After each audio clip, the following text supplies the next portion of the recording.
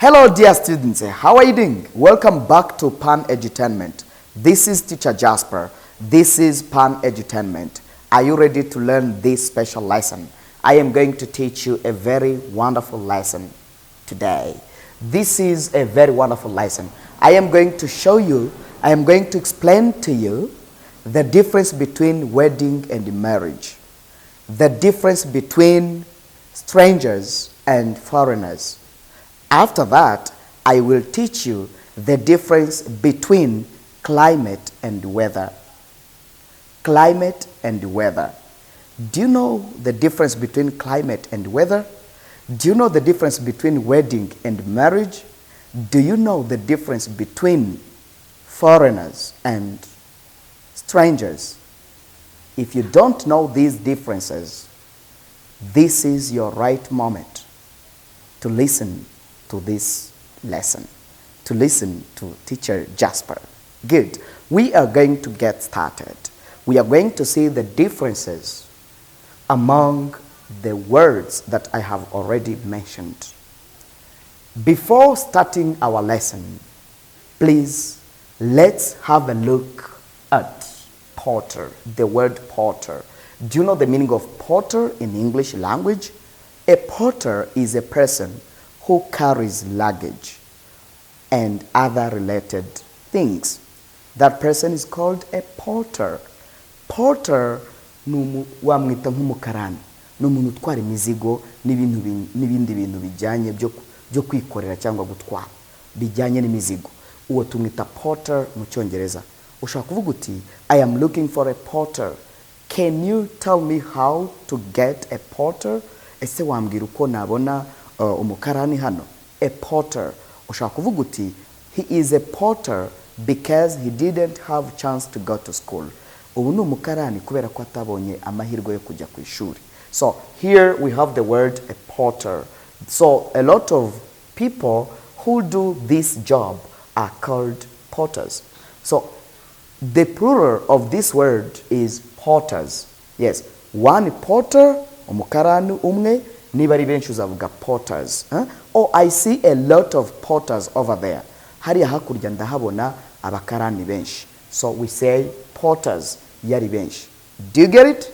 Fantastic, good. So before starting this lesson, I'd like to urge you to come and learn English here at Kimirongo. We have a very special English center which is called Special Modern Language Center. It's a center that can help you speak English in a very short time and improve your pronunciation. Yes, we teach English, we teach very wonderful grammar. We teach grammar that you need.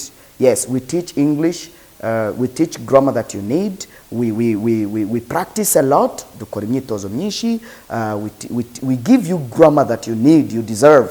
Tuguha grammar ukeneye mu byukuri kiboneza mvugo ntabwo avuga Icyongereza utazi grammar kandi ikindi dukora imyitozo practice. Ntabwo avuga Icyongereza udafite practice nyinshi, ikindi kiyongereyeho pronunciation. Abantu benshi bavuga Icyongereza kitabaho. They speak Englishes. A lot of people speak Englishes. Abantu benshi bavuga Ibyongereza, they don't speak English.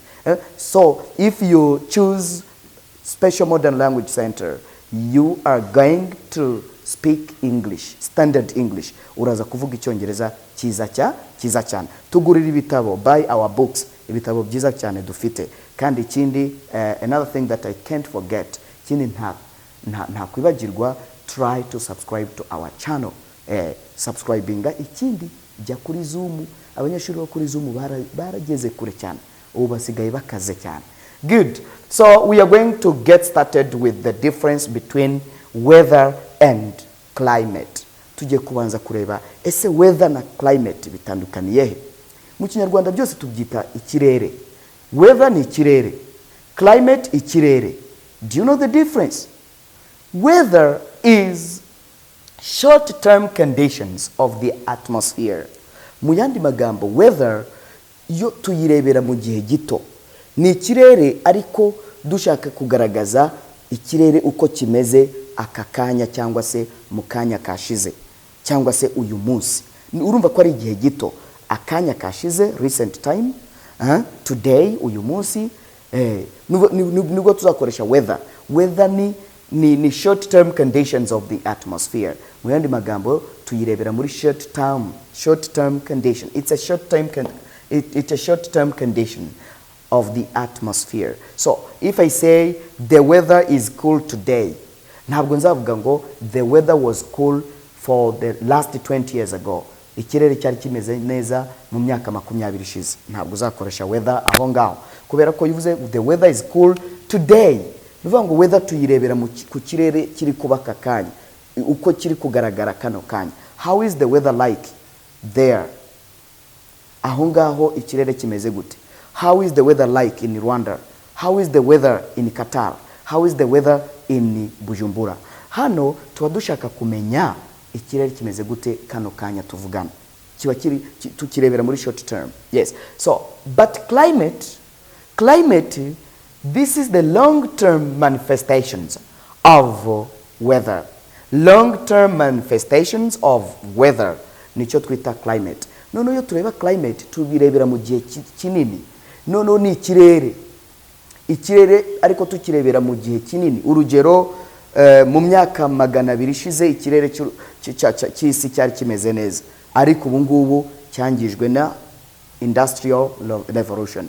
Here you can say the climate was very perfect, was good for the last 200 years. But today the climate is bad because of the industries. Urumva ko yo tuvuze ikirere cya climate ntabwo tukirebera uyu munsi ahubwo tukirebera mu gihe kirekire. Altogether, for example, I can say industries have damaged the climate. Yes, inganda zangije ikirere. Ntabwo zangije iki kirere turi kubona kano kanya. When you say it is sunny, haragize gute? Harashyushye, hari izuba. It is cold. Icyo nicyo kirere tuba tuvuga. Dukoreshe weather. Ariko iyo tuvuze ngo the climate has been damaged by the industries. Ubuvuze uti ikirere cyangijwe n'iki n'inganda. Bivuze ngo uburi kukirebera mu gihe kirekire. Long term manifestations of the weather. Good. So here we have number 2. Wedding. We are going to see the difference between wedding and marriage. So many people confuse these words. Abantu benshi confusing aya magambo abiri. These 2 words are totally different. Aya magambo yombi aratandukanye. Wedding and marriage. We are going to start with the wedding. Wedding is the event, the ceremony. This is a ceremony where 2 people get married. Na hana abantu bahurira bakinjoyinga kubera ko babanye nk'umugore n'umugabo. That is a wedding. It's a ceremony. Kandi wedding irangirana n'uwo munsi. That is a wedding. So you can say they invited us to their wedding. Badutumiye mu bukwe bwabo. Wedding ni ubukwe. That is a wedding.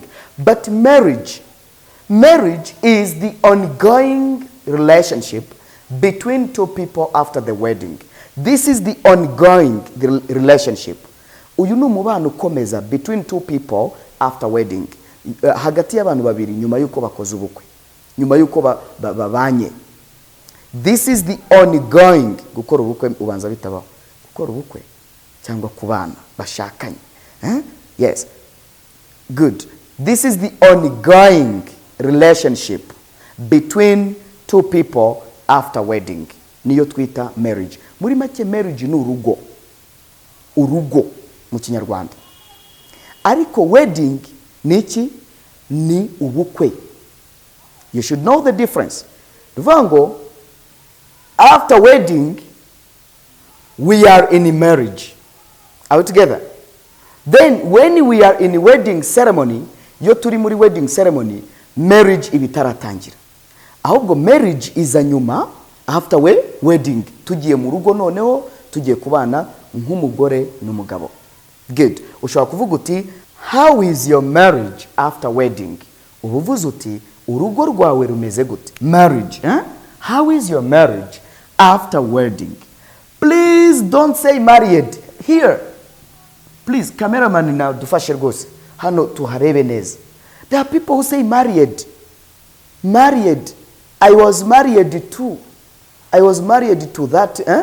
We don't say I married. We say married. Married. How long have you been married? Married. Don't say married. Married now.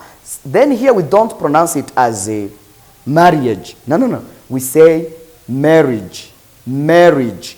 This A is silent. A ntabwo tuyivuga. Marriage, then married. This E is silent. Married. Married, marriage. Do you get it? Fantastic. Good. Let's continue. Let's continue. We are going to see the difference between foreigners and strangers. Do you know the difference between the two words? These two words? Foreigners and strangers. Foreigners are people from other countries. These are people from other countries who were born from other countries. Aba ni abantu baba baravukiye mu bindi bihugu bakaza wenda mu gihugu cyawe. Wowe abo bantu nubabona uzabita foreigners. A foreigner, umunyamahanga. Foreigners, abanyamahanga. For example, you can say, ushobora kuvuga uti, these people are foreigners. Aba bantu ni abanyamahanga. But we are going to see strangers. Tujye kureba strangers ni bande rero. Strangers are people you don't know. People you don't know are called strangers.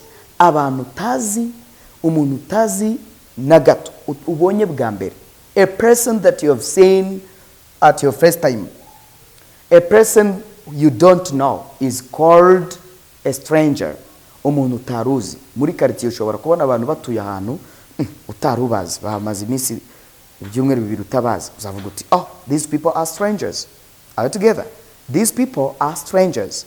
Aba bantu bagize gute ntabwo mbazi, ntabwo sobanuye ko ari abanyamahanga. Abantu ahubwo noneho baturutse mu kindi gihugu baje mu cyawe bazitwa foreigners. Yes. Foreigners, don't say foreigners. Foreigners, no. That's not English. There are people who say foreigners here. Foreigners, my dear. Don't say foreigners. Niba uri kwiga kuri Pan Edutainment, I think you are not that kind of person who can pronounce this word as foreigners. No. We say foreigners. Foreigners. Okay, do you get it? Good. So here we say foreigners. Strangers. Ushobora kuvuga uti, this man is a stranger to me. This man is a stranger to me. Uyu mugabo ndabona ntamuzi, ndabona ari mushya kuri jewe. You should know the difference between foreigners and strangers. Are you together? Fantastic. So you should know the difference between weather and climate. You should know the difference between foreigners and strangers. And you should know the difference between wedding and marriage. I think this is enough. Thank you.